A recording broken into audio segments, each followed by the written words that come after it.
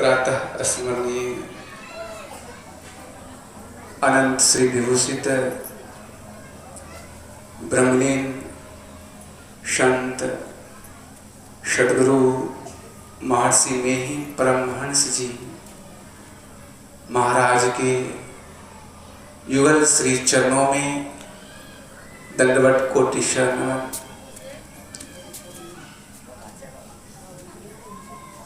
अपने निवास में विराजमान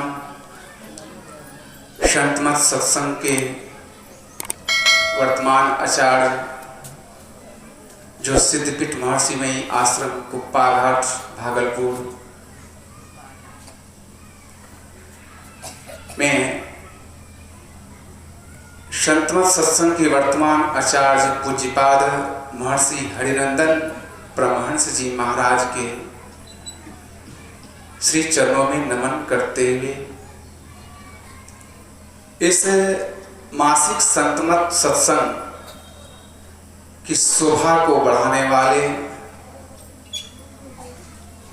पूज्यपाद पूज्य चरण स्वामी घनश्याम बाबा के श्री चरणों में दंडवत कोटि शरण। पूज्य फूल बाबा के श्री चरणों में नमन। पूज्य विलास बाबा के श्री चरणों में नमन। साथ साथ इस मंच की शोभा को बढ़ाने वाले, भक्तों को आनंद देने वाले हमारे गायक बंधु श्री पवन बाबू एवं उनके साथी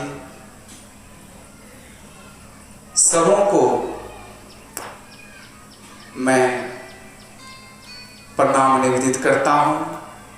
साथ साथ इस सत्संग आश्रम समिति के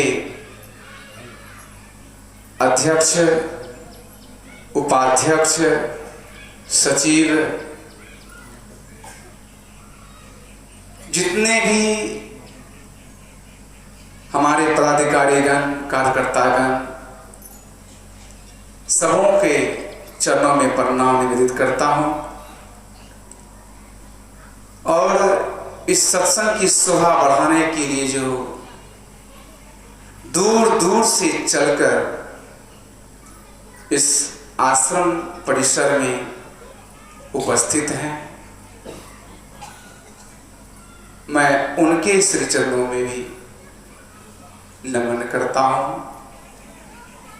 दूर से बैठकर सत्संग के ज्ञान को अमृत पान करने वालों को भी मैं नमन करता हूं। सत्संग प्रेमियों, धर्म प्रेमी सज्जनों, धर्मशिला माताओं एवं भक्तिमती बहनों,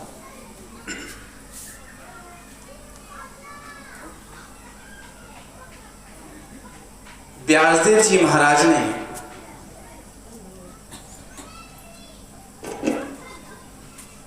बहुत सारे पुराणों की रचना की, लेकिन एक श्लोक उन्होंने बड़े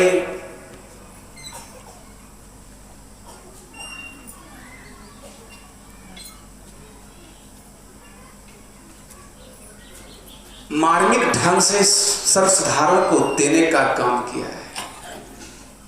अष्टादश पुराणेषु व्यासस्य वचनं द्वयम् परोपकाराय पुण्याय च पापाय परपीडनम्। संसार में हम मानवों के लिए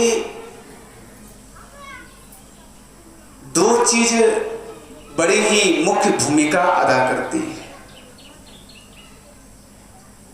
वह है एक परोपकार, चाहे वह ज्ञान से हो, चाहे वह ध्यान से हो, चाहे वह बल से हो, तन से, मन से, धन से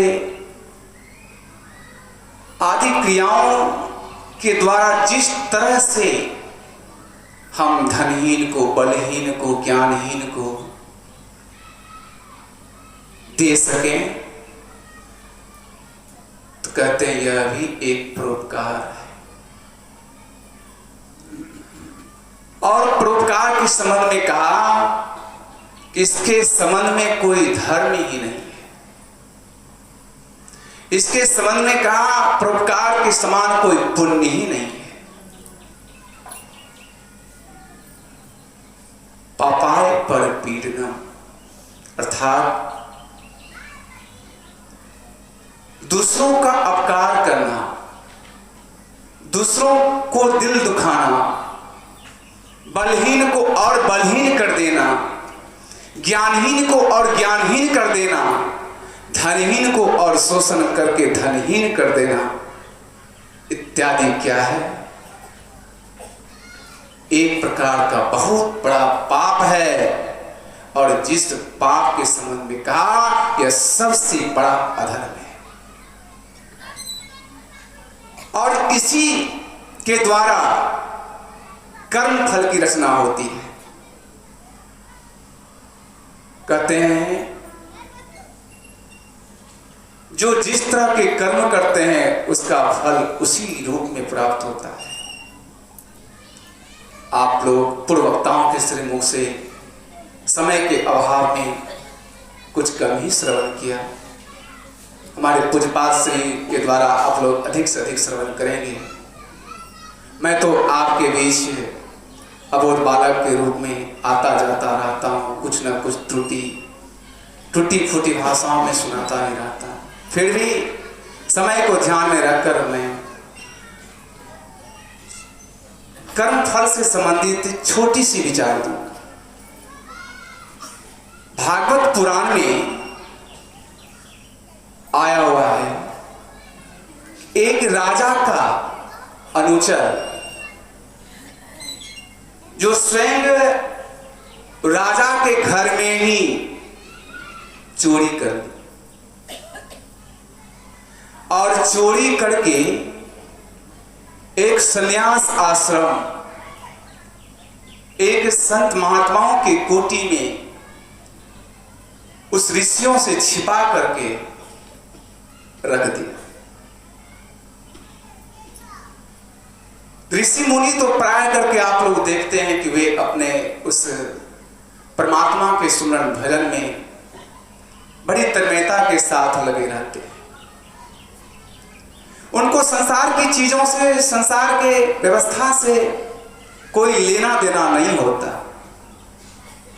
ठीक उसी प्रकार से उस कोटि में एक बहुत पहुंचे हुए संत थे। वे सुमरन भजन में मग्न रहा करते थे। अब राजा को पता चला कि चोरी की गई है, तो इसका पता लगाया गया। अब चोरी की हुई धन को जब पता लगाया गया तो पता चला कि वह धन उस ऋषि मुनियों के आश्रम में ही छिपा करके रखा गया। राजा का आदेश हो गया। क्या आदेश हुआ? राजा का आदेश हो गया, दूर से ही जाओ उस महात्माओं को पकड़ के ले आओ और सूली पर चढ़ा दो। सूली की सलाह दी गई। विचार करें, ऋषि मुनियों का क्या दोष? राजा का आदेश हो गया, इस सूली पर इसे चढ़ा दिया। अब देखिए, उस ऋषि मुनि को लाया गया, उन महात्माओं को सूली पर चढ़ाने के लिए लाया गया। संत महात्मा सोचते हैं कि मैंने किसी तरह का गलत कर्म किया नहीं, फिर भी इतनी बड़ी कठोर दंड की सजा दी जा रही है। वे परमात्मा से कहते हैं, प्रभु मैंने आज तक अपने ज्ञान के मुताबिक जब से हमारी विवेक खुली, तब से अगर देखा जाए तो मैंने किसी प्रकार का गलत कर्म नहीं किया है, लेकिन फिर भी इतनी कठोर दंड दी जा रही है, सूली की सजा दी जा रही है, सूली पर चढ़ाया जा रहा है, मृत्यु दंड होने वाली। प्रभु आप ही ख्याल करो, देखिए क्या होता है। सूली पर तो चढ़ाने के लिए जा रहा है। राजा को पता चला, राजा स्वयं आते, जैसे संतों के सामने में आते हैं, संतों के दर्शन से, उनकी आभा से उस राजा का मन में परिवर्तित हो जाता है, मन में परिवर्तन आ जाता है। और राजा क्या कहता है, इन्हें सूली की सजा नहीं दी जाए, सूली की सजा नहीं दी जाए। विचार करें, एक संसारिक राजा जो संसार को छोड़ देने वाले संत महात्माओं के आभा से उनके मन को परिवर्तित कर सकता है, परिवर्तन ला सकता है, तो विचार करें, अगर हम संतों के ज्ञान को अगर अवगाहन करें और उनके ज्ञान के आलोक में उनके बताए मार्ग पर चलने का प्रयास करें, तो क्या हम सबों का कल्याण नहीं होगा? हम सबों का भी कल्याण होगा। संत कहते किसे हैं? संत कहते हैं शांति, अस्थिरता और निश्चलता को जो प्राप्त किए हैं, उन्हीं को संत कहा गया है। और ऐसे संत के संबंध में, शांति के संबंध में, अस्थिरता के संबंध में, निश्चलता के संबंध में शंकराचार्य जी महाराज कहते हैं, सत्संगत्वे निसंगत्वं, निसंगत्वे निर्मोहत्वं, निर्मोहत्वे निश्चलितत्वं, निश्चलितत्वे जीवन मुक्ति। वही संत है। और उपनिषद की वाणी में भी आया है, विदते हृदय ग्रंथे छिद्यन्ते सर्व संशयाः क्षीयन्ते चास कर्माणि तस्मिन् दृष्टे परावरे। ऐसे जो होते हैं उन्हें संत की उपाधि दी गई है। और ऐसे संतों का दर्शन करके उस राजा के अंदर में मन परिवर्तित, उनके अंदर में इतना परिवर्तन हो गया कि वे कहते नहीं, आदेश करते हैं सूली की सजा इन्हें नहीं देनी चाहिए। तब क्या होता है, पहुंचे हुए जो संत होते हैं वे यमराज से, यम से वही बात कर लेते हैं। यमराज से पूछते हैं, यमराज तुम यह बताओ कि सूली की सजा जो, इतने कठोर दंड की प्राप्ति जो मुझे हो रही थी, मैंने कौन सा ऐसा कर्म किया जिसका फल आज भोगने के लिए इतना दूर तक आना पड़ा? तब यमराज कहते हैं, महात्मन आपसे कर्म बना है। वह कर्म क्या है कि जब आप बच्चे थे, बालक थे, उस लड़कपन की स्थिति में आपने एक छोटी सी टिड्डी को कूस के नोक से उसमें छिद्र करने का काम किया था। और जब उस कूस की नोक से आपने छिद्र किया तो उस टिड्डी की प्राण अंत हो गई, और वही किए हुए कर्म का फल आज आपको इस रूप में प्राप्त हुआ है। विचार करें, अबोध रूप में लड़कपन की स्थिति में जब थे तब वो भी वह कर्म किया हुआ जो था उसका फल उनको इस रूप में प्राप्त हुआ। तब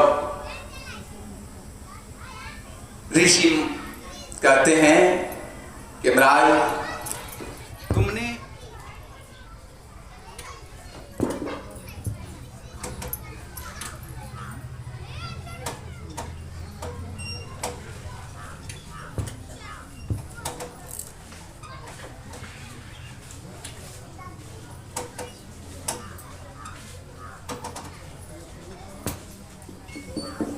श्री सद्गुरु महाराज यमराज से महात्मा जी ने कहा कि तुमने इतने कठोर दंड देने का जो न्याय किया यह बहुत बड़ा अन्याय किया। उसमें मुझे ज्ञान नहीं था, मैं अबोध था, अज्ञानी था।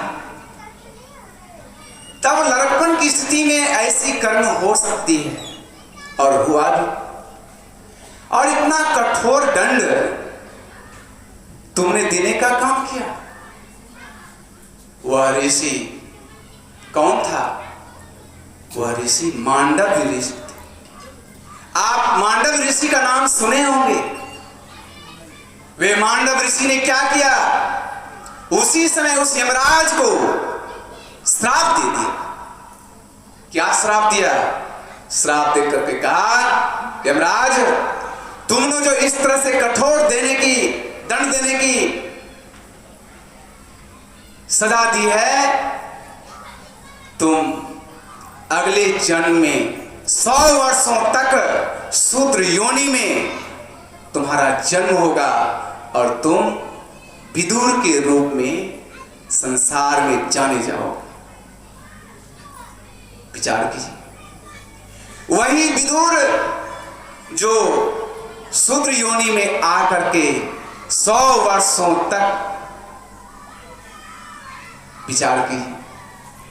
इसलिए कर्म का फल अमीट है, वह निश्चित रूप से मिलता ही मिलता है। इसलिए हम और आप कैसा कर्म करना चाहिए जरा विचार करें। एक राजा के मन में विचार आया, राह चलते हुए, मार्ग चलते हुए। क्या विचार आया? मन में विचार आया कि रास्ता तो चल रहा हूं लेकिन रास्ता कुछ टेढ़ी मेढ़ी है, इस रास्ते को सीधा करना चाहिए। मंत्री ने कहा, आप आदेश दें तो रास्ता सीधी हो जाएगी, जितने गांव समाज के लोग हैं, जितने भी घर हैं, सबको तोड़ दी जाएगी और रास्ता को सीधा बना दिया जाएगा। इस तरह का राजा के मन में भाव आया। भाव क्यों आया? एक दिन एक साहूकार, बिजनेसमैन, वैश्य समाज के लोग चंदन की लकड़ी का व्यापार क्या करते थे। उनके मन में भाव आया, चंदन की लकड़ी बहुत स्टॉक किया हूं, भंडार भरा पड़ा है।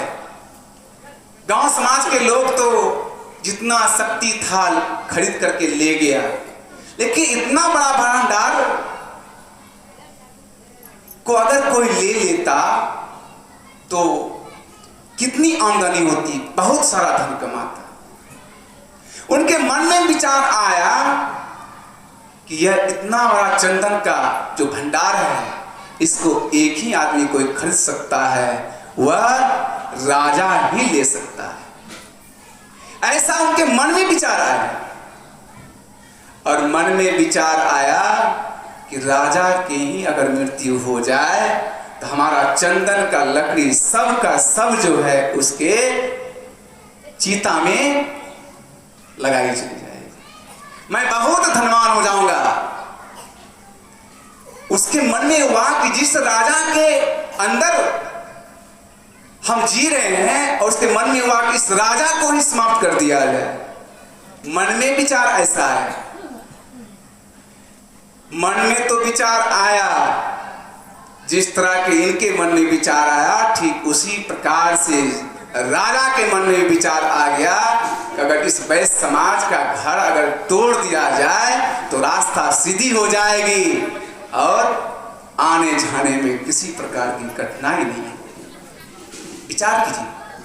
इसलिए हम जैसा सोचेंगे वैसा आपको भी प्राप्त होगा। हम किसी के लिए नेक सोचेंगे तो हमारा भी नेक होगा। हम किसी दूसरे के लिए परोपकार करेंगे तो हमारे ऊपर भी परोपकार होगा। विचार करें, सबसे बड़ा परोपकार करने वाला है कौन? सबसे बड़ा परोपकार करने वाला अगर कोई है तो एक है, वह है परम प्रभु परमात्मा। उससे बढ़कर कोई उपकारक संसार में नहीं है। इस संसार के माता पिता तो आज हैं और कल चले जाएंगे, फिर हमारा जन्म होगा, आएंगे जाएंगे, लगा रहेगा। लेकिन सबसे बड़े उपकारक जो परम प्रभु परमात्मा है, अगर उस उपकारक को हम याद नहीं करें, उनके प्रति कृतज्ञता प्रकट नहीं करें, उनके प्रति कृतज्ञता का रूप धारण करें तो क्या होगा? वही कर्म बनेगा। जिस कर्म का फल क्या होगा? अगर हम कृतज्ञता प्रकट करते हैं तो हम पुण्य के भागी होंगे, और कृतज्ञता का उपयोग करते हैं तो हम पाप के भागी होंगे। इसलिए तन से, मन से, वचन से, किसी भी प्रकार से हम मानव को कोई भी कर्म संभल संभल करके करना चाहिए। और जो संभल करके कर्म करता है, अगर उससे पाप कर्म बढ़ भी जाता है तो कहते हैं उसके लिए क्या है? एक ही विधि है, वह है ध्यान योग। सच्चे सद्गुरु की शरणागति, एक रूप का ध्यान, एक मंत्र का जप का सहारा लेना और उसके सहारे भवसागर से पार हो जाना। सुखदेव जी महाराज से राजा परीक्षित ने पूछा, प्रभु हमारा 7 दिन के अंदर शरीर छूट जाएगा और संसार के सारे लोग जो संसार में रह करके संसारी कार्यों में निमग्न हैं, उनके द्वारा प्रभु का सुमरन ध्यान कैसे हो सकता है? इसका उपाय क्या है? तो सुखदेव जी महाराज ने कहा कि संसार का लोग अगर किसी चीज को सबसे अधिक मानता है, प्यार करता है, प्रेम करता है, तो वह सबसे पहले अपने शरीर से प्रेम करता है, दूसरा अपने स्त्री से प्रेम करता है, तीसरा अपने धन से प्रेम करता है, चौथा अपने संतान से प्रेम करता है। और यही करते करते उनका शरीर राम नाम सत्य हो जाता है। इसी में उनकी अवधि पूरी हो जाती है। कहते हैं प्रभु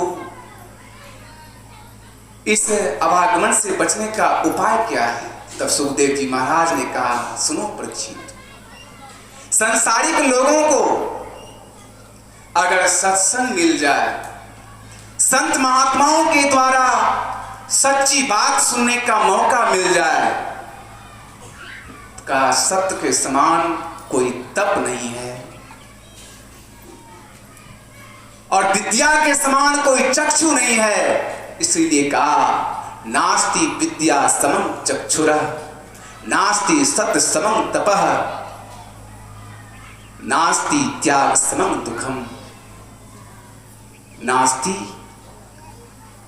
नास्ति राग समं दुखम, नास्ति त्याग समं सुखम। कहते हैं कि विद्या के समान कोई आंख नहीं है। कौन सी विद्या? संसारिक विद्या नहीं। कौन सी विद्या? आत्मज्ञान। वह अनात्म क्या है, इसका ज्ञान कौन दे सकता है? जो अमेरिका के रास्ता देखा हुआ है, वही अमेरिका का रास्ता बता सकता है। और जो उस परमात्मा से साक्षात्कार किया हुआ है वही पहुंचे हुए संत बता सकता है, दूसरा कोई नहीं बता सकता। ऐसे संतों की अगर शरणागति मिल जाए, आप कहेंगे मैं महर्षि मिहि को क्यों मानूं? मैं इनके संबंध में बताता हूं कि गुरु महाराज के संबंध में कहा गया है कि जब हर्निया का ऑपरेशन इनको होने वाला था, डॉक्टरों ने कहा इन्हें नशा दिया जाएगा और नशा दे करके बेहोश किया जाएगा और बेहोश करके तब इनका ऑपरेशन किया जाएगा। गुरु महाराज इस बातों को जब जाने तो डॉक्टरों को बुला करके कहते हैं, सुनिए डॉक्टर साहब आपको कितना समय चाहिए? उन्होंने कहा बस 1 घंटा गुरुजी काफी है, 1 घंटा का समय हमको चाहिए। जाइए, मैं आपको 3 घंटे का समय देता हूं। आप 3 घंटे तक आप मेरे शरीर की चीर फाड़ करते रहिए, मैं आपको नहीं रोकूंगा, लेकिन जीवन में कभी भी मैंने नशा पान नहीं लिया है, मैं कभी नशा नहीं लूंगा, न लिया है न लूंगा। चिकित्सक डॉक्टर आश्चर्यचकित हो गए, क्या कर? महर्षि संसी परमहंस महाराज कहते हैं कि आपको आदेश गुरु महाराज दे दिए, आप इलाज कीजिए, ऑपरेशन कीजिए। गुरु महाराज को बेड पर लेटाया जाता है। होता क्या है, गुरु महाराज अपने समाधि में लीन हो जाते हैं, समाधि में चले जाते हैं। 3 घंटा तक, 3 घंटा से ऊपर तक वे समाधि में ही रह गए और डॉक्टर इधर ऑपरेशन करते रहे, चीर फाड़ करते रहे, सब कुछ कर दिए। डॉक्टर को आशंका हो गई, अरे अभी तक वे शरीर में नहीं आए, इसका मतलब कहीं शरीर तो छूट तो नहीं गया। डॉक्टर असमंजस में है, बार बार आ रहे हैं, बार बार उनको डर हो रहा है। महर्षि संसी परमहंस महाराज कहते हैं, डॉक्टर साहब आप घबराइए नहीं, गुरु महाराज इस शरीर को छोड़ करके गए हुए हैं और शरीर को छोड़ करके गए हैं तो पुनः शरीर में स्वयं आएंगे। इतना कहने की देरी होती है, गुरु महाराज शरीर में आ जाते। विचार कीजिए, ऐसे संतों के शरण में हम और आप हैं, और ऐसे संतों के शरण में सूक्ष्म रूप से भी गुरु महाराज ने कल्याण किया है। आप लोग प्रायः प्रसंग सुने होंगे। हरिद्वार से एक अनुयायी चले, जब चले तो क्या हुआ, जब रेल की डब्बे में बैठे हुए थे तो वे अपना मंत्र जप करते थे, आंख बंद किए हुए रहते थे। लेकिन कुछ गुंडों ने, कुछ लफंगों ने, कुछ बदमाशों ने उस बोगी में चढ़कर क्या देखा कि एक बहुमूल्य रत्नों से सजी हुई दुल्हन अपने परिवार के साथ यात्रा कर रहे हैं और गुरु महाराज के भी अनुयायी वहां पर हैं। गुरु महाराज के अनुयायी भी हैं, उनके नजरों के सामने उस सजी हुई दुल्हन के साथ अत्याचार हो रहा है। उनको सहा नहीं किया। वे कहते हैं, सुनिए आप इनके जितने भी धन हो आप ले लीजिए, इनके बहुमूल्य रत्न जितने भी हो आप ले लीजिए, लेकिन इस विचारिका के साथ किसी प्रकार का आप बेविचार नहीं कीजिए। इस पाप से संसार के लोग तो आपको कुछ नहीं कहेंगे, लेकिन आप ईश्वर के दंड से नहीं बच पाएंगे। इतना कहने की देरी थी कि लफंगों ने क्या किया, लफंगों ने 2 हाथ को पकड़ा, 2 पांव को पकड़ा और चलती ट्रेन से उनको खींच करके फेंक दिया। और जैसे फेंका, जैसे हाथ और पांव को पकड़ा लफंगों ने, तो सोचा अब तो हमारा राम नाम सत्य हो। अब तुम्हारी मृत्यु निश्चित है, चलती ट्रेन से फेंक देना निश्चित रूप से हमारा मौत हो जाएगा। और वे आंख बंद कर लिए, मन ही मन मंत्र जाप करने लगे। अति पावन गुरु मंत्र मन ही मन जाप जपो, उपकारी गुरु रूप मानस ध्यान। वे जप और ध्यान करने लगे, आंख बंद कर लिए। और जैसे चलती ट्रेन से उस लफंगों ने उन व्यक्तियों को फेंका, वह व्यक्ति कहां जाके गिरा? वह एक पुआल के ढेरी पर जाके गिरा। और चलती ट्रेन से फेंकने के बाद जब पुआल के ढेरी पर गिरा, तो गिरने के बाद, गिरने से पूर्व तो कहते तो हमारा तो शरीर अब अंत हो रहा है। गुरु जी बताए हैं कि हमेशा सुमरन करते रहो।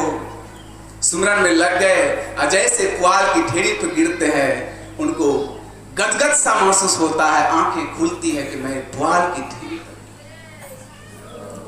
और जब वहां से पुनः चल करके कुप्पा घाट आश्रम आते हैं,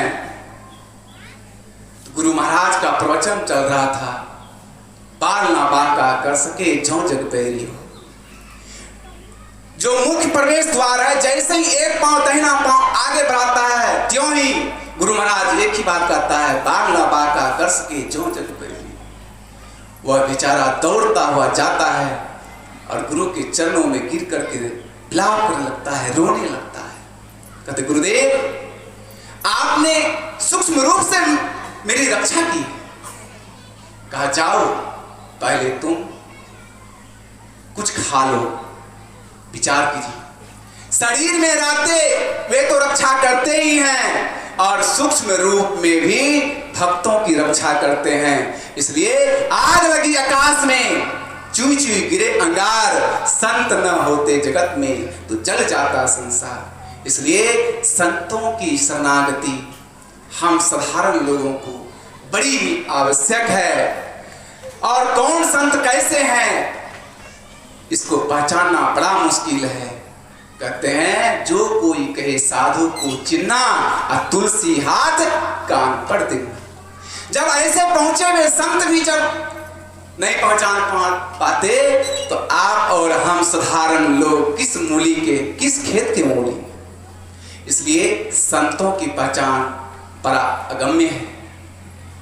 अगर हम और आप गुरु महाराज के बताए ज्ञान के मुताबिक अगर चलें, तो करमंडल से पार हो सकते हैं। उसके लिए क्या है? साधना है, साधना की क्रियाएं हैं। उसको हम और आप करेंगे तो जिस तरह से सौर जगत में रह करके सूर्य की रोशनी के द्वारा क्या होता है, हरा भरा पूरा अंधकार दूर हो जाता है, लोगों के अंदर में जीवन आ जाती है। ठीक उसी प्रकार से सौर जगत से अगर हम पार हो जाएं तो क्या होता है, अर्थात करमंडल से पार हो करके अगर हम पिंड से ब्रह्मांड में अपने आप को ले जाएं तो आवागमन के चक्र से मुक्त हो जाएंगे।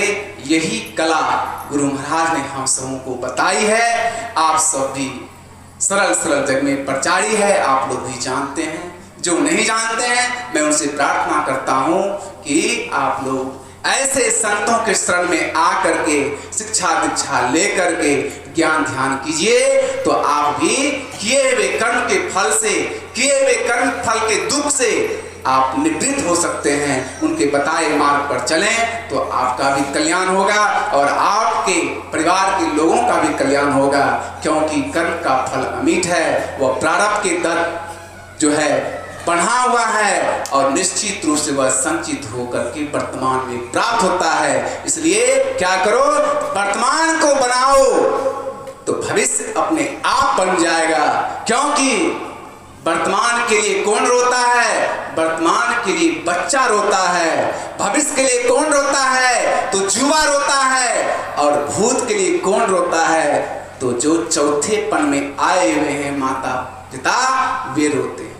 भूत के लिए क्यों रोते हैं? कहते मैंने ऐसा किया था, ऐसा किया था। लेकिन आज के बच्चे कुछ नहीं कर रहे। वे बूढ़े, वे माता पिता जो बुजुर्ग हो चुके हैं, वे भूत के लिए रोते हैं। लेकिन युवा भविष्य के लिए रोते हैं कि हम भी इस लोक से उस लोक चले जाएं, आवागमन के चक्र से मुक्त हो जाएं। इसके लिए हम युवाओं से भी प्रार्थना करते हैं कि आपके अंदर में अगर युवापन, जवानी है, अभी ज्ञान विवेक लेने की आपके पास सामर्थ्य है तो आप निश्चित रूप से अनुयायी बन जाइए। तो क्या होगा, आपका भविष्य बन जाएगा। आवागमन के चक्र से मिटने की कला आ जाएगी। द्वंद्व और द्वैत आपका एक ना एक दिन मिट जाएगा। वह एकमात्र ज्ञान संत मत सत्संग से होता है। यही ज्ञान के लिए मासिक संत मत सत्संग का आयोजन जन जन के बीच गांव-गांव में जाकर के किया जाता है। गुरु महाराज का आदेश है कि इस तरह से होने से क्या होता है, लोगों को प्रेरणा मिलती है और जिज्ञासा होता है हमें भी कौन सा कर्म करना चाहिए जिससे पाप से मुक्त हो जाएंगे, कौन सा कर्म करना चाहिए जिससे पुण्य की प्राप्ति होगी। पाप और पुण्य दोनों से अगर हम निपटारा चाहते हैं, कहते हैं संत संग अपवर कर कामी भव कर पंथ, कहे कभी कोई तो श्रुति पुराण सदग्रंथ। इसलिए क्या करना चाहिए, तो उन्होंने प्रमाण दिया है कि लक्ष्मण जी को भगवान राम के संबंध में कहा कि काहू नको सुख दुख दाता निज कृत कर्म भोग सुनु भ्राता। हे भाई, कोई किसी को सुख और दुख देने वाला नहीं है, सबको अपने अपने कर्म का फल भोगना पड़ता है। वह कर्म क्या है, तो आप लोग कई बार मेरे मुखारबिंद से सुने हैं कि भगवान राम का भी कर्म बना जिसके चलते उनको फल भोगना पड़ा, भगवान कृष्ण का भी कर्म बना जिसके चलते उनको दुख भोगना पड़ा। इसलिए हम जनसाधारण भी उस भगवान भी अगर कर्म के फल से नहीं बच सकते तो साधारण मनुष्य कैसे बच सकता है। वह संतों के ज्ञान से प्राप्त हो सकता है। इसलिए हम लोग बड़ा सोच विचार करके कर्म करें तो हम लोग का जीवन अव्वल होगा, हम लोग का जीवन सुखी होगा। समय कम है, पूज्य श्री विराजमान है, उनके श्रीमुख से सुनिए तो और भी अधिक कल्याण है। इन्हीं शब्दों के साथ आप सबों को प्रणाम, गुरुजनों को प्रणाम। मैं